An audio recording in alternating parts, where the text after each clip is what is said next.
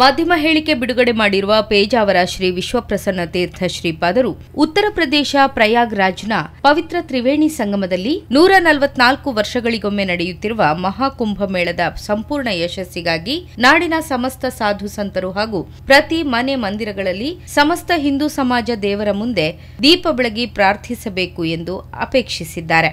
ಮಹಾಕುಂಭಮೇಳ ಇಡೀ ಜಗತ್ತಿನ ಒಂದು ಮಹಾಕೌತುಕ.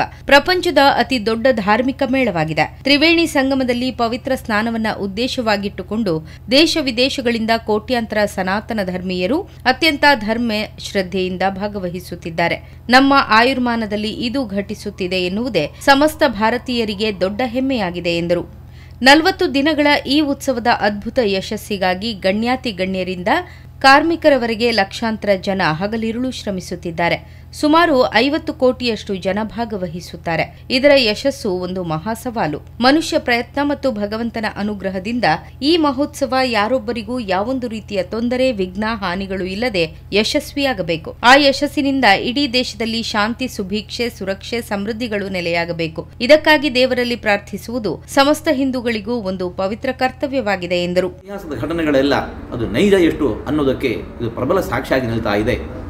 ಅಂತಹ ಈ ಪವಿತ್ರ ಸಂದರ್ಭದಲ್ಲಿ ನೀವೆಲ್ಲರೂ ಕೂಡ ಒಂದು ಬಾರಿ ಆದರೂ ಆ ಕ್ಷೇತ್ರಕ್ಕೆ ಹೋಗಿ, ಆ ತೀರ್ಥಕ್ಕೆ ಹೋಗಿ ಅಲ್ಲಿ ಮಿಂದು ಬರೋಣ.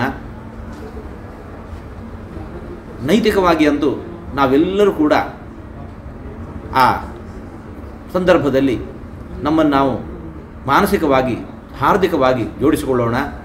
ಅದಷ್ಟಲ್ಲದೆ ಪ್ರಪಂಚದ ನಾನಾ ಮೂಲೆಗಳಿಂದ ಕೋಟ್ಯಂತರ ಶ್ರದ್ಧಾಳುಗಳು ಬಂದು ಸೇರುವ ಈ ಸ್ಥಳದಲ್ಲಿ ಯಾವೊಂದು ಅನಪೇಕ್ಷಿತ ಘಟನೆಗಳು ನಡೆಯದಂತೆ, ಯಾವ ದುರ್ಘಟನೆಗಳು ನಡೆಯದಂತೆ ಎಲ್ಲ ಉತ್ಸವವು ಸಾಂಗವಾಗಿ ನೆರವೇರುವಂತೆ ನಾವೆಲ್ಲರೂ ದೇವರಲ್ಲಿ ಪ್ರಾರ್ಥಿಸೋಣ. ನಮ್ಮ ಮನೆಯಲ್ಲಿ ದೇವರ ಮನೆ ಒಂದು ದೀಪ ಹಚ್ಚಿ ಯಶಸ್ಸಿಗಾಗಿ ಪ್ರಾರ್ಥಿಸೋಣ.